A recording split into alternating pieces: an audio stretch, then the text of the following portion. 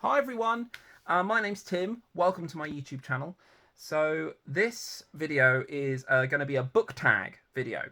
We are going on holiday to Disneyland and Disneyland California Adventure and Universal this month with the family. So I thought I'd do I looked up, there's a Disney Attractions Book Tag. It's by the Disney Sisters YouTube channel. And what I've done is I've taken that and I've kind of tweaked it a bit, make it just about Disneyland Resort. So I'm calling this the Disneyland Attractions Book Tag. To guide our way through it, I've got the map of the Disney parks. I'm just going to be using this as an indicator, as if I'm your tour guide through Disneyland. And so the first thing is we're going up Main Street, USA, and there's a attraction there called Great Moments with Mr. Lincoln. And for this, I'll say, what is your favourite biography? So for me, that has to be Scott by Ranulph Fiennes. It's all about Scott of the Antarctic. It's about his expedition. It's about the man. It's about what happened at the end. And I've never read a biography like it. It was incredible because Ranulph Fiennes has done the same thing. He has gone to the South Pole and made his way back. And he talks about how hard it is. He talks about how much knowledge he used from Scott. And Scott in the UK has had an interesting reputation. His reputation has changed. So to start with, he was a national hero. And that era of polar exploration is just really interesting to me. But then there was a narrative that he was a bungler, is the term, because he made mistakes and things went wrong.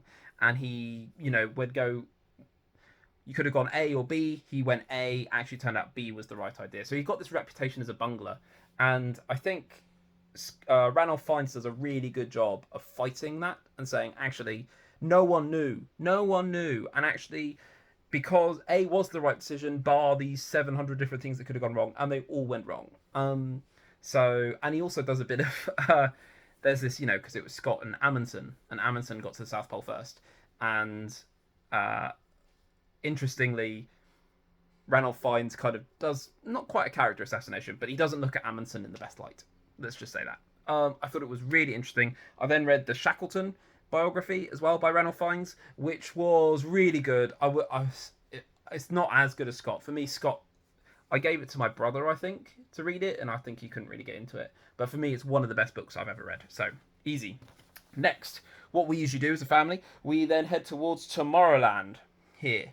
And so I've got Space Mountain. I've put a book that is intimidating. So for me, I'm going to have to go with the Wheel of Time series here by Robert Jordan. So this is a book series that I knew, I kind of heard of it. And then there was the TV show coming out. And then I kind of started getting into YouTube and seeing book reviews. And like everyone talked about this series and said it's amazing. And I was like, cool. And then the first book is like 800 pages long. Like the first book is like as long as the whole Lord of the Rings. And there's 14 books. 15 says a prequel. And then you look at people like, well, actually, books like 6 to 9 are called The Slump and not very good. Oh, and this is not very good, and this is not very good. But it's amazing. And the first series of the TV show I watched, I actually really liked it. Lots of people hated it. I thought the end was a bit odd, and you can tell it was kind of made a bit on the cheap. But I thought it was really interesting. And I'd like to read them. But they are intimidating, because there's 15 of them, and they're all like 1,000 pages long. It's mad. Next, we're going to go up to Fantasyland and go to It's a Small World, which is a book with an international setting. So I'm going to pick a book called A Hero Born by Jin Yong. This is, it's actually just here. It's part of the Legend of the Condors Warriors. Legend of the Condor Heroes book series. So I read this 2-3 years ago. And it's set in China, 1200 AD. So foreign land, foreign time, and it's all about the Mongol invasion of Genghis Khan. And I thought this was the coolest book I'd ever read. My brother bought this for me for my birthday, and I'm so happy. And I spent ages and ages and ages trying to find the sequels in bookshops. And in the end, I just ordered them off Evil Amazon. I'm hoping to read them this year because I love this book. This is one of my favourite books. So yeah, a book with an international setting. Next, it's not on the map because this is an old map, but up here at the top, you've got Mickey's Toontown. So for this, the attraction is the Roger Rabbit's Cartoon Spin, which is a book with the greatest twist. And for me, I had to go with A Game of Thrones by George R.R. Martin. I hadn't really heard of it at all. I watched the TV series, loved it, and then while watching the TV series, I read the books and I loved those as well. And there are so many twists and turns that you genuinely have no idea what's going to happen next, because your brain of, oh, I've read stories, okay, this is the good guy, this is what's going to happen. Nope, nope. It's like reading a real history. Things just happen for no reason, and there's nothing you can do about it. Yeah, and that just set up everything. Right, so then we've gone to Toontown. We're going to come down here to Adventureland. We're going to go on the Jungle Cruise, a book that made you laugh. And for me, this has to be The Hitchhiker's Guide to the Galaxy by Douglas Adams. It's one of my favourite books. I thought it was hilarious. I'd like to reread them, actually, because I got all four at the time, all four books, the trilogy of four, and I tried to read them all back to back, and I just kind of lost the will a bit and gave up on it in the end. So I'd like to reread those because I thought it was really funny. One of my favourite moments, one of my favourite characters, Marvin, the paranoid android, and they leave him with someone for like half an hour, and in the end, Marvin's personality has a major impact. I'm just going to say that and leave it as spoilers, but it's very funny. Next, we're going to go up to Frontierland here and go on Big Thunder Mountain Railroad, one of my son's favourite rides. And this is an action-packed book. And I have to go with The Hunters by Chris Kuzneski. So Chris Kuzneski is an author that I found a long time ago. He wrote a series of books called the Payne and Jones books, which are, I think, are really good action books. And they came after the Dan Brown Da Vinci Code craze, and they're kind of a pastiche. They're a different spin on those kind of books, the Payne and Jones books. And I've read all of them bar one. I think he got one that just came out a couple of years ago that I haven't read yet. But he then did a trilogy of books called The Hunters, and these are about treasure hunters, all different skills coming together. And in the first book, called The Hunters, there is about a train, so it's the perfect, it's all about this train that was in Romania at the end of the Second World War and carried like all of the Romanian royal families' jewels and everything, and then just disappeared, and that treasure just gone, because that's what happens in war, unfortunately. And action-packed, super action-packed. And I know that he's not written a book for a while, Chris, because I think he was trying to get a movie made, and I really hope that movie comes out, because you read this and it's like reading a screenplay. It's so action-packed. Anyway, next we're going, it's not on the map because it wasn't there at the time, but around here is New Orleans Square, where you can find the Haunted Mansion. And this is a book that haunted you or stuck with you. And for me, is another book that's actually set in the South, which is quite good. To Kill a Mockingbird by Harper Lee. So I didn't have to read this at school. I didn't have to study it. So I read it as an adult. And I remember starting it and going, oh, this is pretty good. This is nice. But it's all like vignettes. It's all almost like a short story because I couldn't really see how everything was connecting. And then I remember I was going to work. It was up in London. We had like a team away day up in central London. And I was on the train and I finished the book on the train. And it was like seeing a puzzle being put together in front of you. And everything fell into place perfectly. And I felt really, really emotional. And it took me I was at this team away day and we were doing like team building activity stuff. And I couldn't concentrate on anything because I was just thinking about the book. And that will be a moment that will always stick with me.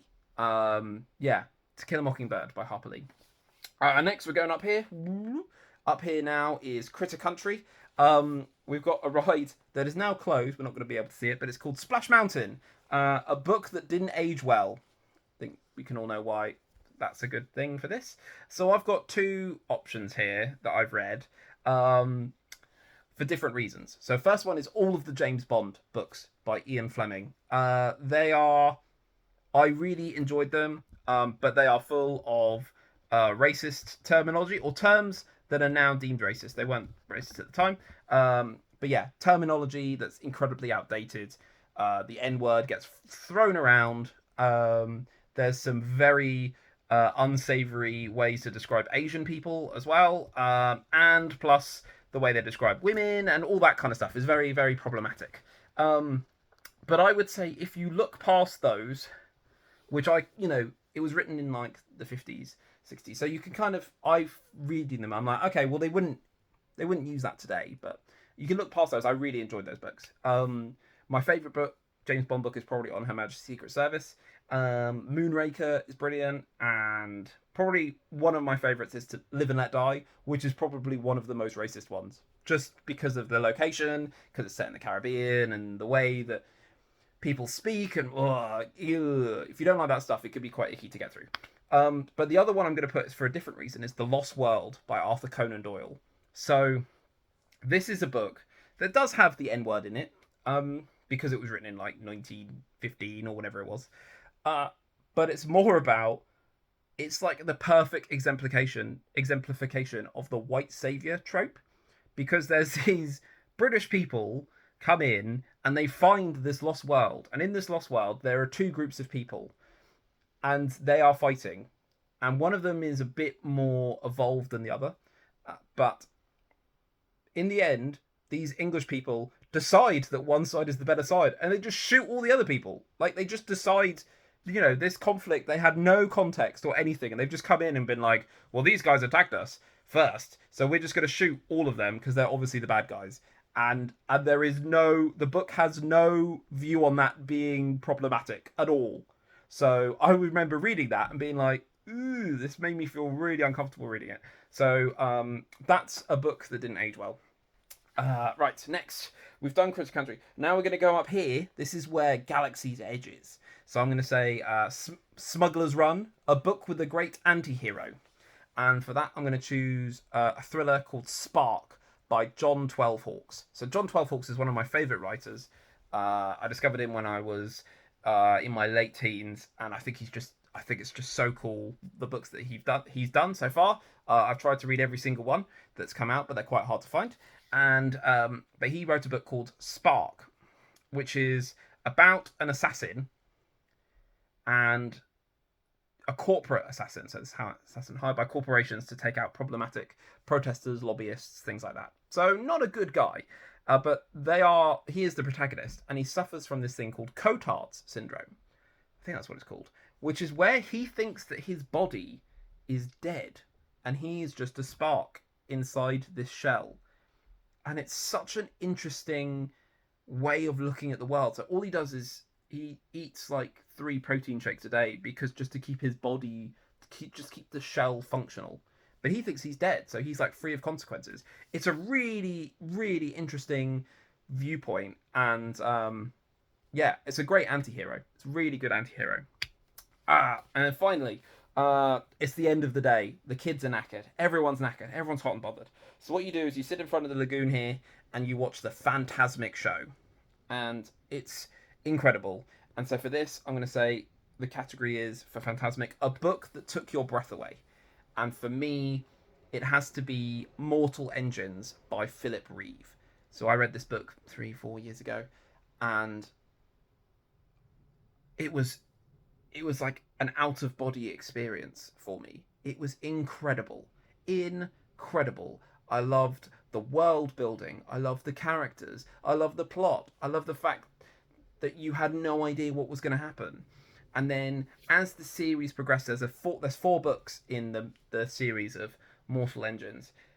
And the ending was perfect. And that is one of those books where I wish I could go back in time and read it again for the first time, because I was so emotional. I was so emotional reading those books, and they're amazing. And they got a film adaptation. I haven't seen the film adaptation, but it was supposedly rubbish and it looked a bit weird. But I just thought it was incredible. And then you come out the park, and that is your day at Disneyland through books. So that's the Disneyland Attractions Book Tag. I'm going to try and put the questions in the comments or in the description below. I'm going to try and tag the Disney sisters who did their original Disney Attractions Book Tag.